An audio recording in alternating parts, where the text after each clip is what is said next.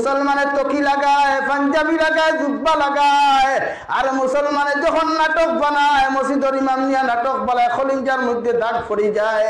মুসলমানের ফুয়া যখন সুদকুর নিয়া নাটক বানায়, মুসলমানের ফুয়া যখন মসজিদ লইয়া দাড়ি লইয়া যখন নাটক বানায়, হে মুসলমান একটাবার তোমার চিন্তা করা দরকার। ওই দাড়ি এখানে দুনিয়ার কোনো মানুষের দেয় নাই, হাজার হাজার মানুষ পাওয়া যায়, এদের মুখের মধ্যে নবীওয়ালা সুন্নতির দাড়ি থাকে না। কত মুসলমান যুবকের দাড়ি প্লেট লাগায়। আবার নবী মুহাম্মদুর রাসূলুল্লাহ সাল্লাল্লাহু আলাইহি ওয়াসাল্লাম ফরমান, ওই দাড়ি খান সাত নবী হলো, সাত সুন্নতের মধ্যে নবী হলর এক সুন্নত ইয়া তাহলো দাড়ি।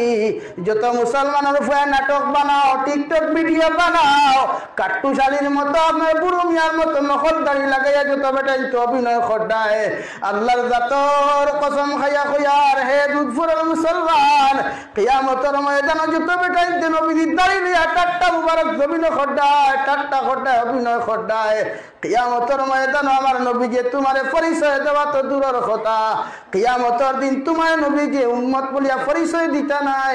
নাউযুবিল্লাহ। কারণ এই দাড়ির এত দাম যে মুসলমানের মুখের মধ্যে দাড়ি পাওয়া যায়।